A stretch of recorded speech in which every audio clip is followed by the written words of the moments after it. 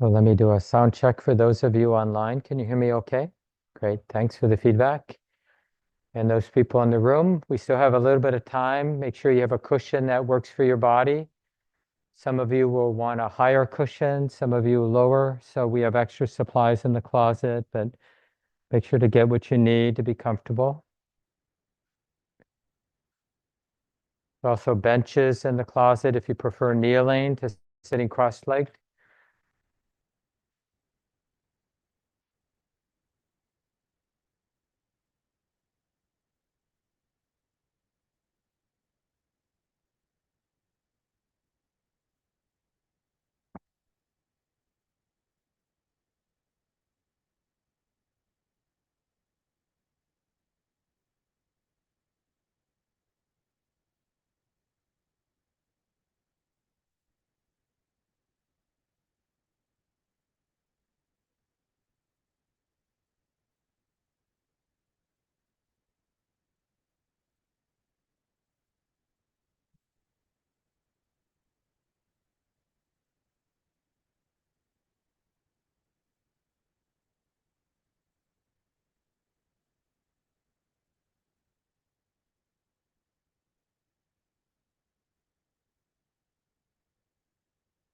And as a lot of you who are regulars know, we sometimes have quite a big crowd on Sundays. So it's just a generous thing to do to move to the side so people who come in at the last moment can find a place to sit more easily.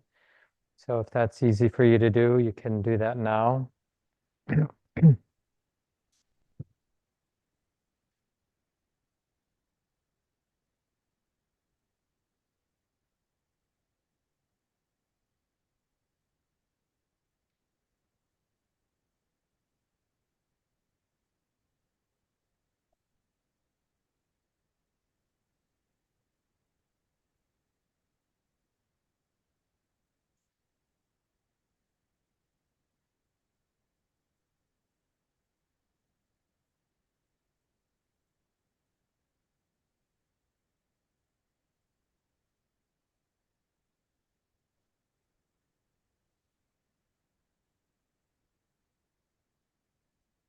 And although people will continue to join us probably for the next few minutes, both here in the city center of Minneapolis, but also online, we can just settle into our meditation time, take advantage of the time that we have. And we want to begin this process not in a sort of driven by habit, but a kind of fresh way. Just realizing there is a sitting body in the most simple sense. There is a sensitive heart here right now, a thinking mind.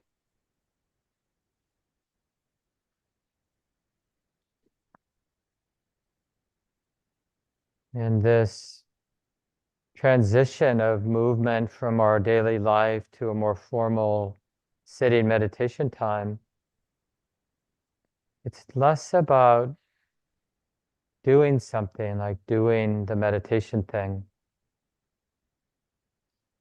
It's really important in the transition to take the time to settle in, which just means to be willing to feel and sense whatever is moving here, whatever is available to be felt and sensed in the body and mind and the heart.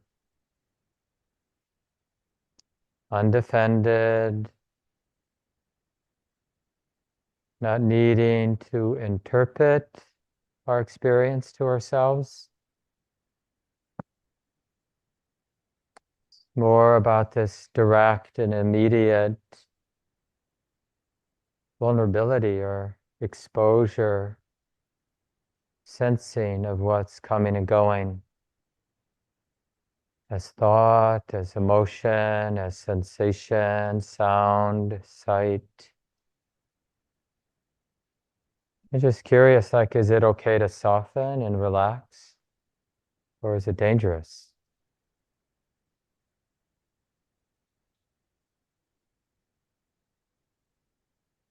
And you might notice places both in the body and the mind that are tight or resistant. But can we allow those places to be the way they are? Not afraid to feel what it feels like to be tight or resistant in whatever way we might be now. So we're not in conflict with the reality of the present moment. We're not presuming that conditions should be different than the way that they actually are right now in the body and mind.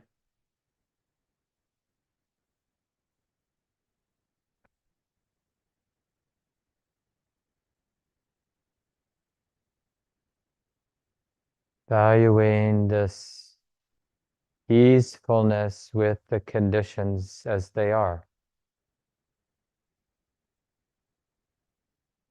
This non-judgment.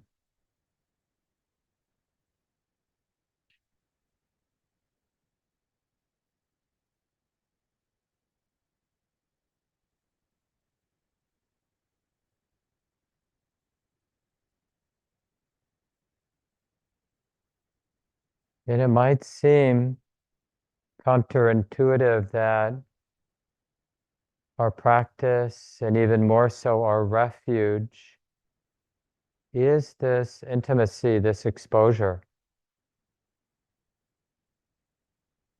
Really valuing this natural capacity to be open and sensitive and aware that it's like this now.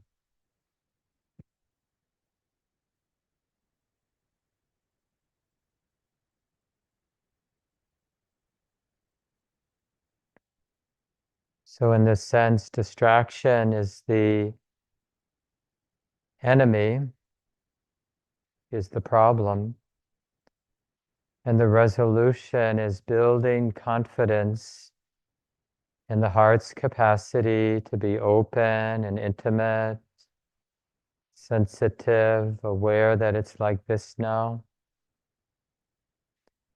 but not as a method of control. It's really a method of being close,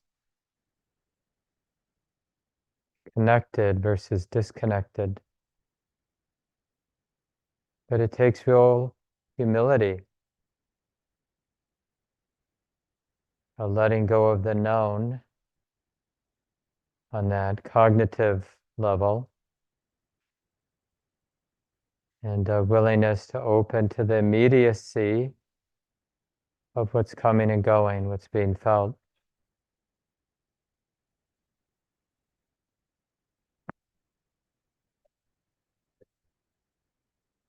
And it might seem like sounds or certain painful sensations or certain difficult memories are a problem. But in fact, it's just another thing being felt, another thing being known here and now in this dance of mental and bodily conditions coming and going.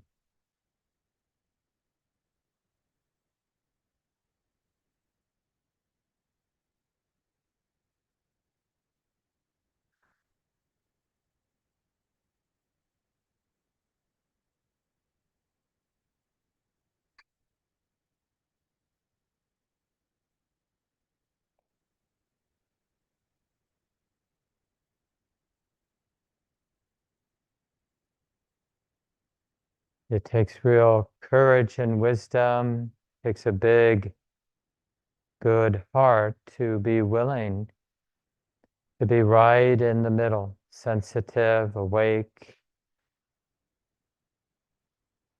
not needing to be in control, but rather in this more receptive mode, this wise mode of understanding that it's like this now. This is what's being felt and known.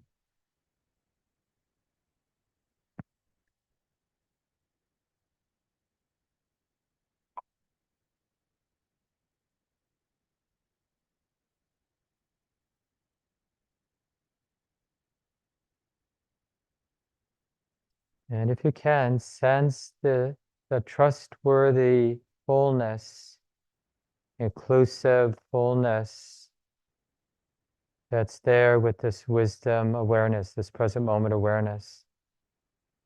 Nothing left out, no need for judgment.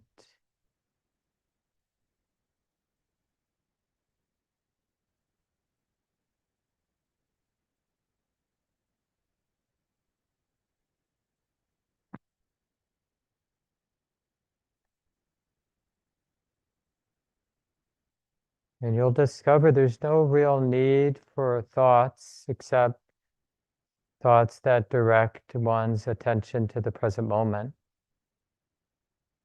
We don't need to define or explain or interpret.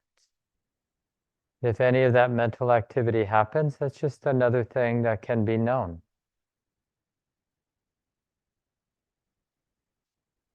So let's continue in silence for a while. We do just the best we can. Let that be good enough.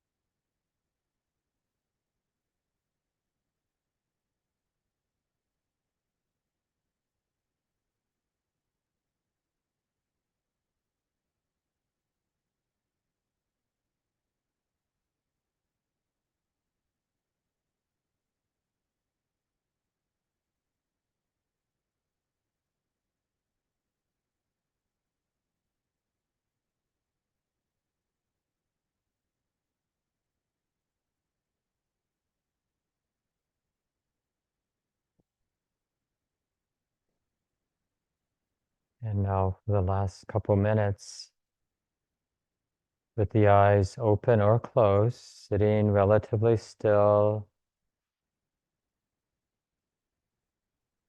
just exploring each of us for ourselves. What is the refuge? What can our heart actually trust that's here and now? What way of relating? Not something to figure out intellectually. More about this felt sense of what's trustworthy.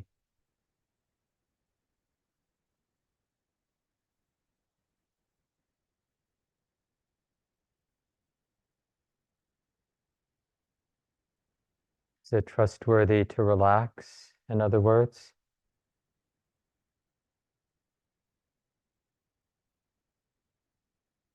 Is it trustworthy? Can it be trustworthy to be sensitive, awake?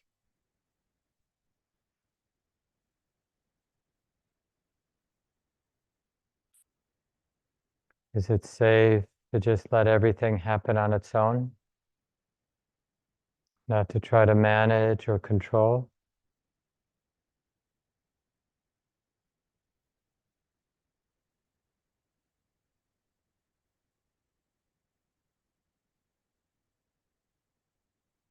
So in other words, we're exploring what is the wise way of relating to our experience, to existence right now? And what are the unwise ways of relating? Unhelpful.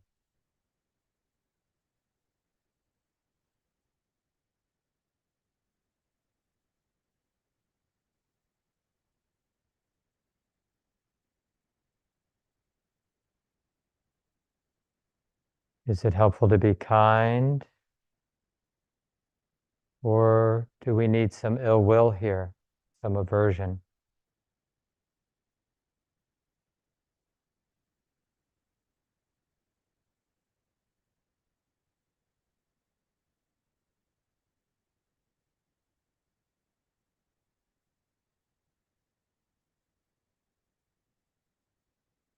Whatever the spiritual path is all about, it has to be discovered here and now through our own investigation in this immediate sense,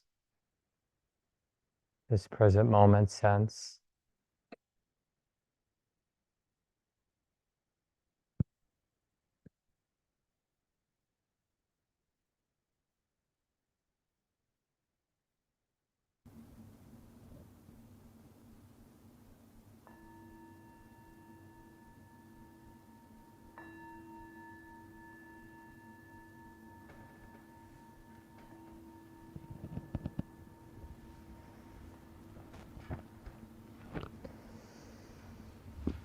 Take a little time, adjust your bodies as you need to. It's okay to stretch if you want for a moment.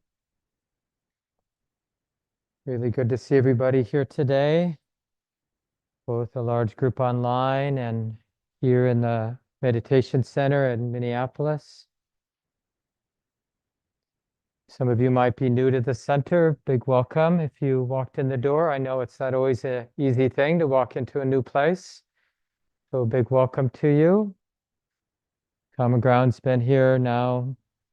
Well, we were down the block, a few blocks for the first 15 years, but we've been in existence since 1993, so over 30 years now,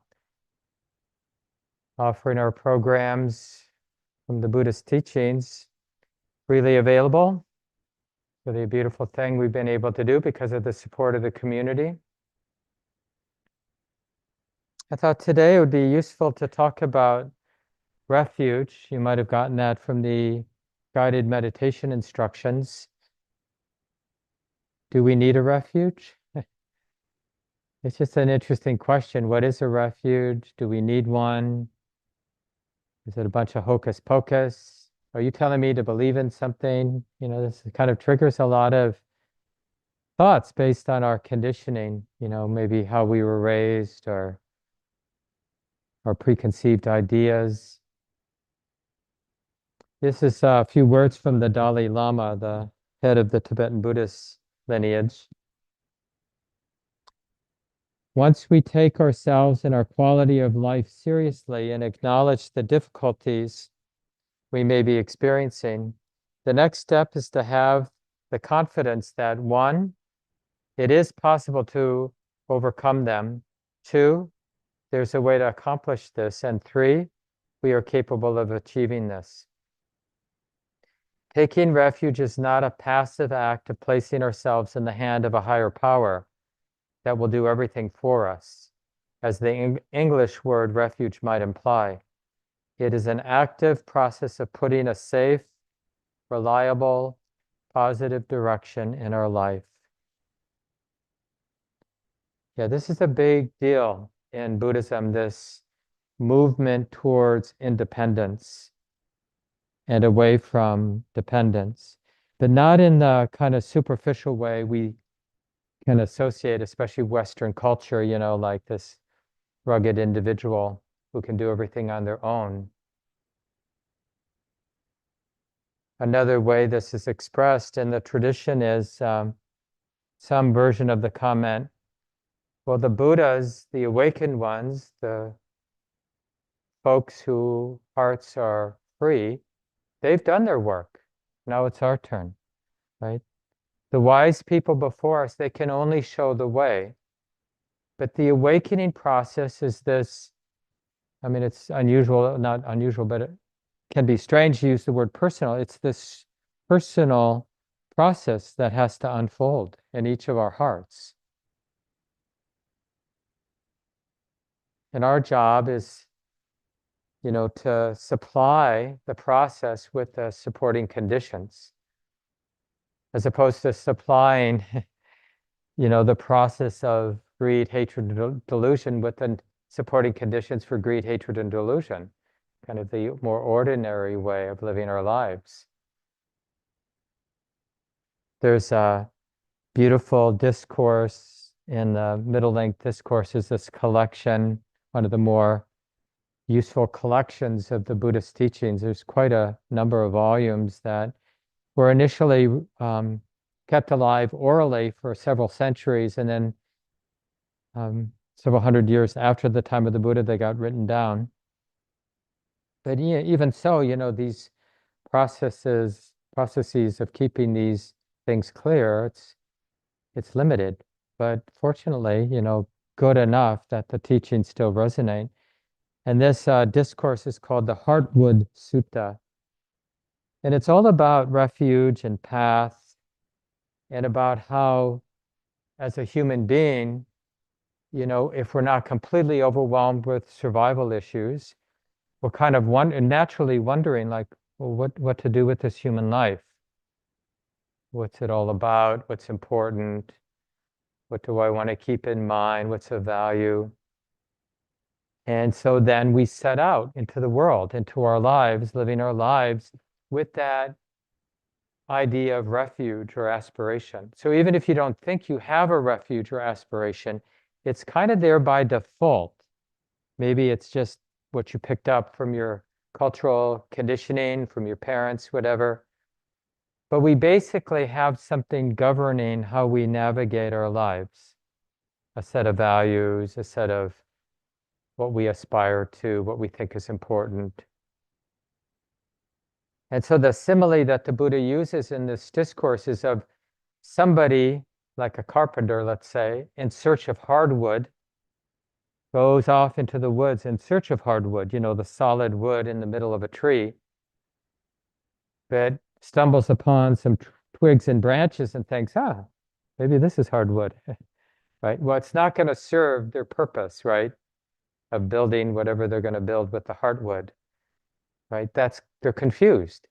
And then he likens that to somebody going out in a spiritual sense, living our lives, but getting, in a sense, intoxicated with fame and privilege, and just people thinking we're something, or I'm thinking I'm something, right? Gain and honor, right? And like, oh, that's enough. I've achieved my aspiration. People respect me, they think I'm something, so maybe I am something. And that actually it just emotionally, psychologically, we respond to being loved and respected. I mean, this is not a small thing. It's understandable that we get seduced by power and by status and by these sort of social things that some of us get in life. Even being loved by another human being, like in a healthy relationship, or having kids that, when they're young at least, adore us in moments. I don't have children, but I've observed. And I was a school teacher of elementary school kids back in the 80s, and in moments they would adore their teachers. And it's something, that adoration and that respect, and it is something. So I'm not being the Buddha and I and people who understand this discourse understand this is not nothing, but it isn't the purpose of life to have young children think you're the best, or to have your dog think you're the best, or your partner, or the people at work, or the people in your community think you're special. Because those things, as nice as they are pretty fragile, right? So let me just read, because he goes on from that, it's kind of the misunderstanding of what might be a refuge for us. So I'll just read a paragraph, a long paragraph, but it might be helpful. And it's all about that refinement that, through trial and error, we get a deeper sense of what actually is going to be the refuge for my heart. And not, again, in a metaphysical or, kind of philosophical sense, but actually a refuge.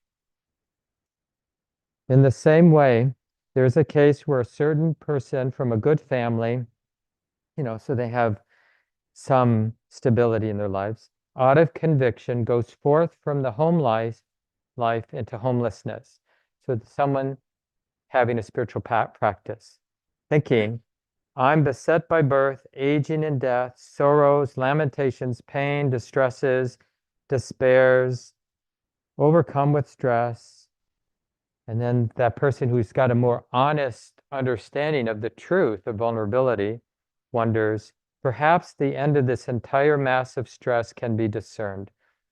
In other words, maybe there really is freedom, release, right? So that almost is a requirement for a spiritual life. Is like there's something to do with this human existence that is beyond the tensions of the push and pull of my liking and my disliking, right? So they go off into the homeless, like into a spiritual practice. And they, having gone forth, one encounters gain, offerings, fame. One is not gratified with that gain, right? They're not seduced by someone thinking, oh, my friend sits every morning, or my friend is so generous, or my friend, is so respectful, or seems so together, and people praise this person, but that person not being seduced by that, right? Intoxicated with that gain, that fame. They're not heedless about it. They do not fall into heedlessness. Being heedful, they achieve consummation in virtue. So this is the sort of the second thing, where not only do they have status, but in their own personal experience, they have that, what we call in Buddhism, that freedom from remorse, or the bliss of blamelessness, or in English, the phrase often used is the sleep of the just. You know that phrase? So it's like, you're a good person. You share, you don't cheat, you do things transparently in all of your interactions with your partner, with your dog, with your business relationships. And when you go to bed at night, you're not haunted by the fact that you did cheat, that you did manipulate, that you did take advantage of, right? You feel clean. And so that's a second sort of like, oh, maybe this is what life is about. Because it's pretty good. Not just that other people think I'm special, that I have this internal sense of my goodness, my alignment with not harming others, not taking advantage of others, not taking what hasn't been given to me, right? Not misusing my sexual energies to, get what I want. And but the same formula. So the Buddha says, but that person's not seduced by that, not intoxicated with that goodness, and they continue the spiritual practice. They're not abandoning that virtue, right? It's like it's a real support, just like being loved and appreciated by others can be often a real support in our lives. But they continue on, right? Heedful, not heedless, as the Buddha says here. Right? Because of not being intoxicated with that consummation in virtue, not heedless about it, and does not fall into heedlessness. Being heedful, one achieves consummation in concentration. So this is really the development of the power of samadhi, of present moment awareness, the stability and unification. It's a real power. The Buddha was very clear. You cannot conceive of how powerful a settled, concentrated mind can be.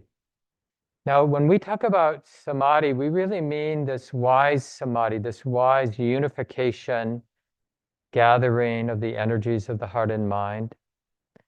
It's not like someone who can really focus on one thing, although that may be a side effect of samadhi.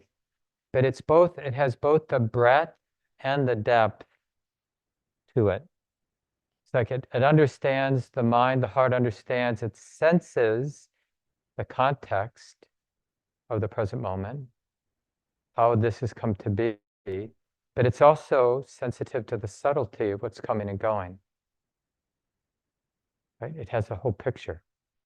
That's what samadhi really means. And so this is even, in a sense, spiritually more impressive than living a good life with a lot of virtue.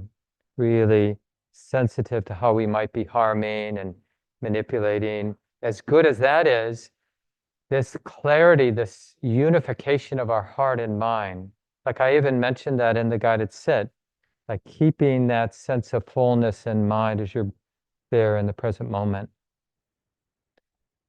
It's a real power. And in a way, it's like the one thing in our kind of conventional level that most people will recognize as truly beautiful.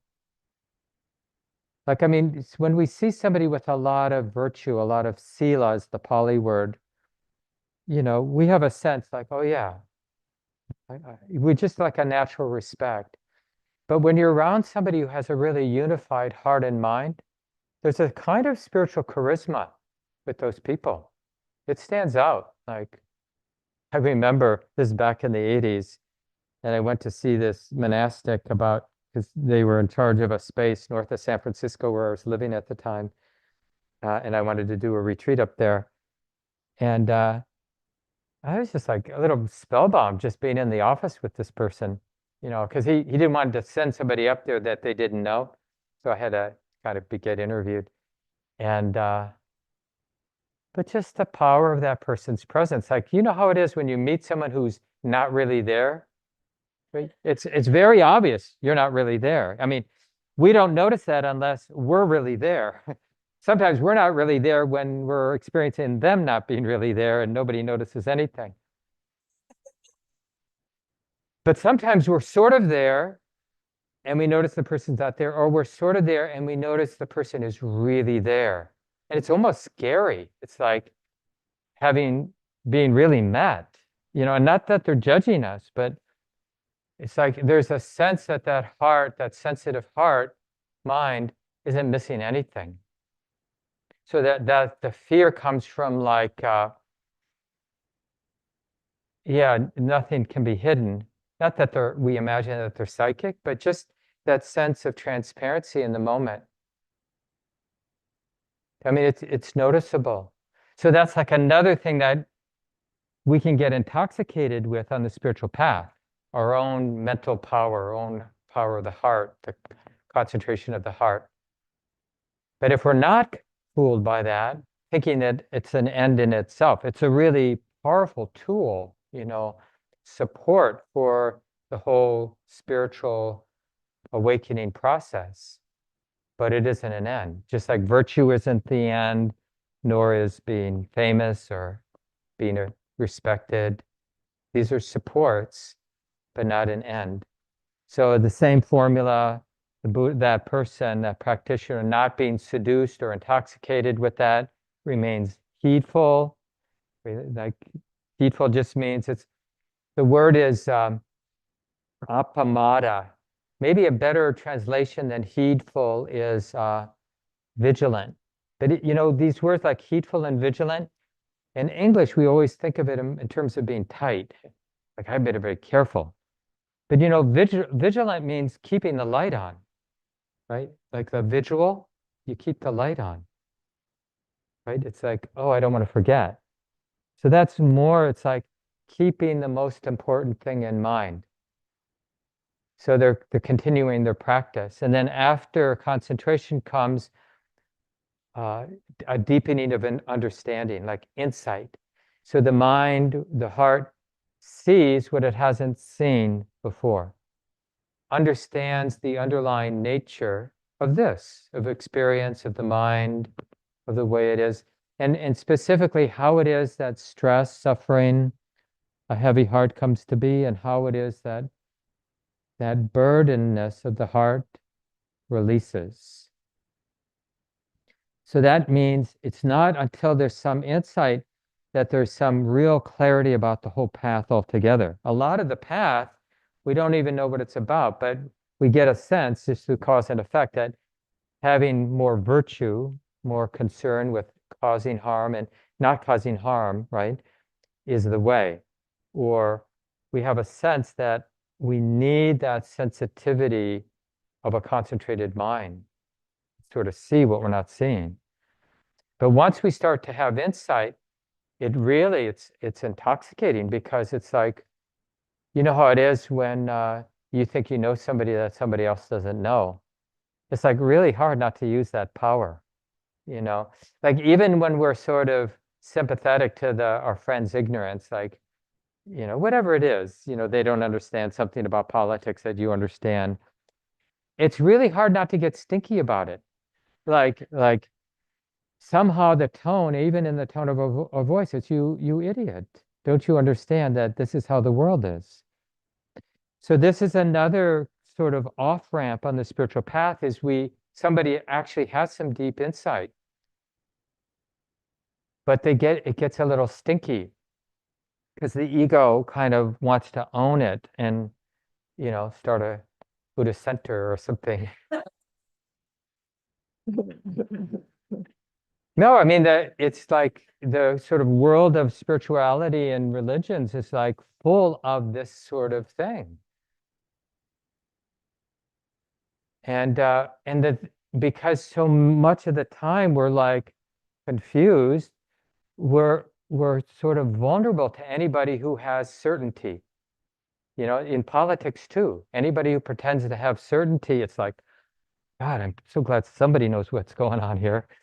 And we like stick to that in ways that are often not that helpful. So that's like another thing. It's like, yeah, the mind, the heart sees something very clearly in a way that's very helpful and liberating. And it's not personal. And any kind of ownership of that understanding is just stinky and sticky and unhelpful all around. Right? That's a lesson that has to be learned. And when one learns that, they keep going, right? And so this is the culmination of this little discourse. One is gratified with that knowledge and vision, right? The insight, but one's resolve is not fulfilled. Because of that knowledge and vision, one does not exalt oneself or disparage others, right? Think they're better than someone else. One is not intoxicated with that knowledge and vision, not heedless about it. One does not fall into heedlessness. being heedful, vigilant, awake, one achieves a full liberation, right? This unconditional, unshakable release of the heart. And it is impossible, practitioners. There is no opportunity for that person to fall from that release, right? That this full release means that the underlying tendencies to get attached to deep insight, to get attached to concentrated mind, to get attached to being a really good, wholesome person, to get attached to sort of your status in the communities you live in. Just those tendencies to get attached to anything in the world have been uprooted. That's the sort of technical definition of awakening, is those underlying tendencies to take things personally, to get attached, to be identified, have been uprooted from the mind. And that's that unconditional release. So then, near the end of the sutta, the Buddha says, this holy life, the spiritual life, doesn't have as its reward gain, offerings, fame, doesn't have as its reward consummation of virtue, doesn't have as its reward consummation of concentration, doesn't have as its reward knowledge and vision, but the unprovoked awareness release. This is how this translator translates like liberation. The unprovoked awareness release. That is the purpose of this holy life. That is its heartwood. That is its final end. This is what the Buddha said, gratified, the practitioners delighted in the Buddha's words. So you could find this online, a lot of the suttas are available online. Just Google, Buddha's discourse, Heartwood Sutta. Sutta is just S-U-T-T-A. It's usually gets translated as discourse. So this is just good for us, like in looking at our own life, not so much what we think, but analyzing our actions. Like, given what I did this last week, what does that say about my refuge? Like, even we're not even necessarily interested in gain or status, because a lot of our refuge is even more minor than that. Like, just give me good entertainment. Right? It's like, I'm willing to do the hard work of today if when I get home, I get entertaining food and entertaining media, then I'm willing to put up with life. And so just if that's actually our action, then we want to acknowledge, oh, that seems to be at least in part my refuge. So how's that working for me? Is it a real refuge? Something to put my heart upon, trust in? And then it's sort of like some of us really are about getting more status, and it might be just within your intimate relationship, like working your butt off to make your partner love you in the way you want to be loved, right? Or your kids to respect you in the way you want to be respected. And even, it sounds silly to say this, but even your cat or your dog to treat you the way you want to be treated. Our cat that we have is not a kind of a lap cat. So whenever it shows some affection, it's like so hard not to take it personally, like, you really loved me. Yeah. And we feel better, like I must be special if my cat is wanting to rub its head against me. It's just funny just to acknowledge, like, that is some kind of refuge in my mind, to be appreciated even by my four-legged friend. And but also to understand the limitations of it. It's like, how many times I'll feel betrayed because it just comes in, it eats, and it goes out. And it's like, I'm the door opener. And that's it. And that's just so true in so many places in life. So just to be honest about what are we taking refuge in, what do we think is really gonna be there for us, have our back, protect us. And you can even use imaginings like when I'm dying in the death process, or when I experience great loss or difficulty in my life, what is going to be a support, a refuge for me? Having good entertainment? Probably not, you know? So what will be there for us at those times? And that kind of, if nothing else, it makes us humble, like, I don't know. Nyanaponika Thera, he was a European person. There was a group, maybe even up to a dozen or so, back in the 30s, 1930s, kind of young, well-educated, mostly from England, a few from Germany, that went to Sri Lanka and ordained, which is sort of a big deal, you know, for Europeans to go to a colonized place and ordained in sort of indigenous or the local religion there. And they became great translators of the Buddhist teachings, and so many of us have benefited from them here in the West. And one of them, Nyanaponika Thera, wrote a wonderful article. I have it in the document, you know, every Sunday. I put in the chat here for those of you on Zoom and those here in the room. You can get it by just going to the Common Grounds public calendar, look for the Sunday morning program, and the link to the Google document is right there in the listing of this program. And I always have some articles related to this, including one by Nyanaponika Thera. But he has a nice sort of way of reflecting on refuge. He writes, in this world of ours,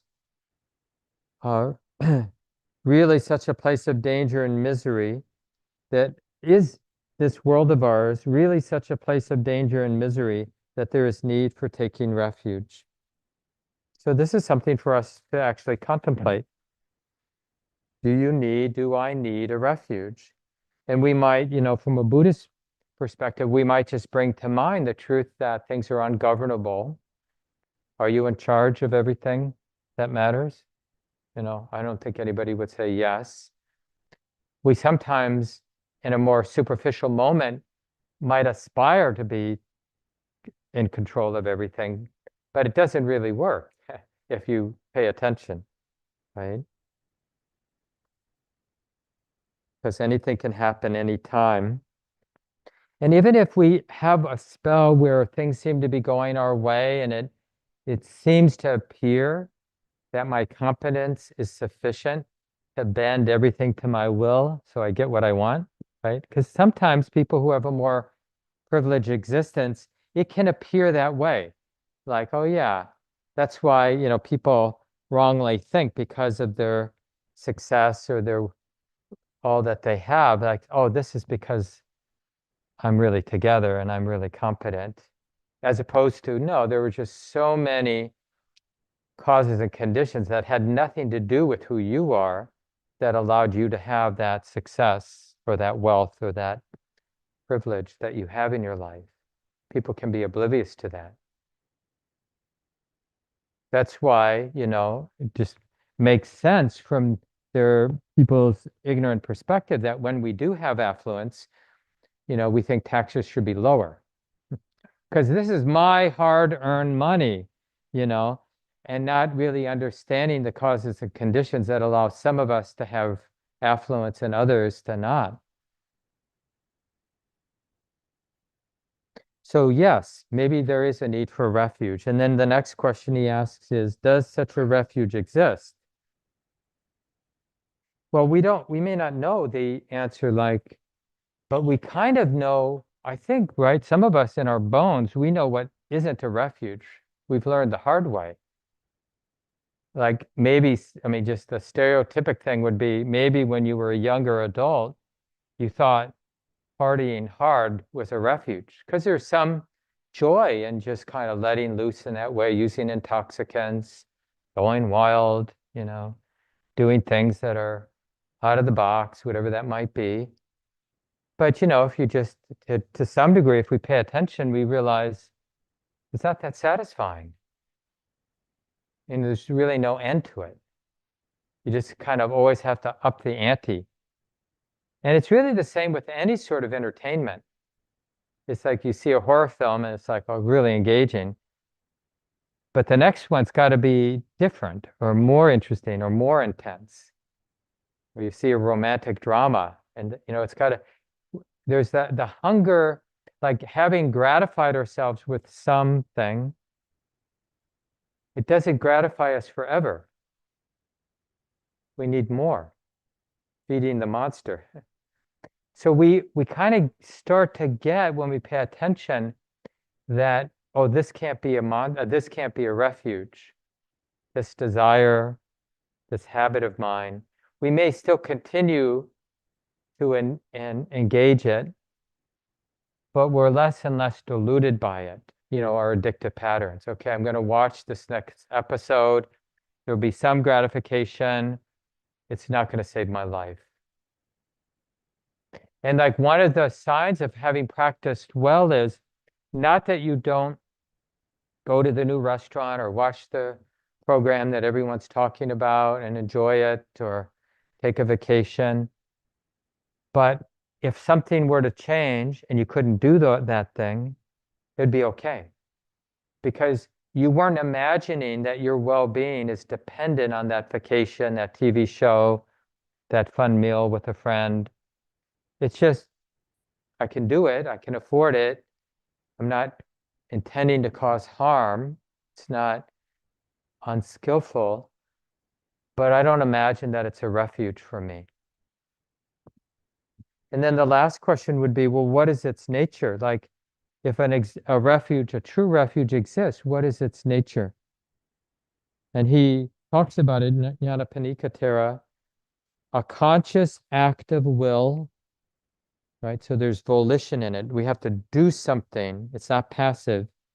A conscious act of will directed toward liberation, right? So it has this taste of freedom, not theoretical freedom, but like there's some intuition of our heart, which is often bound, heavy, disturbed, and the release of that, the emptying of whatever it is that's burdening the heart. But it has something to do, it's an act in that direction of release, based on knowledge, right? Based on actual experience, and inspired by faith of what's possible. So, inspired by faith in a Buddhist sense is more that it's not limited by doubt, not limited by what we already know. Because part of being a practitioner means our mind has some humility, like we know that we don't know, so I'm not going to limit, because I know that I don't know everything, then I'm not going to limit my practice or anything by what I know, because I know that I don't know everything. I know that my knowing is limited. So that really opens the mind up, doesn't it? How can we kind of go, no way? Because we know that we don't know. Maybe way. We don't know. I mean, even something like rebirth. We don't want to believe in rebirth, whatever that might be, or past lives. But we don't want to reject it either, right? Do you know for sure? With certainty? Does anybody? Oh, probably not. So what does it mean? And that faith is like, we hear something like from the Buddha, from the Buddhist teachings, and some of what at least he says, we can confirm in our own experience. But a lot of what the Buddha teaches, we haven't yet experienced that. So maybe we can have some confidence. Well, it seems to make sense. Some of what he says, I experienced directly in my own life. Maybe I can stay open. Maybe I can have confidence that this may be true. Enough confidence that I'm willing to check it out. That's all, just to check it out. Not to believe blindly that it's true, but just to check it out. So just end. The children are going to come in today for those of us here in the room. So we want to be ready. They're going to sing to us before we end. But I thought I'd just end with this passage. Two passages. One is from Ajahn Amaro. He writes, "The Buddha, which is a refuge, is the awakened nature of your own mind. That quality of knowing your own nature, which is unborn, undying, invulnerable, unaffected by any of the experiences that we discern." So where is that again? It's here.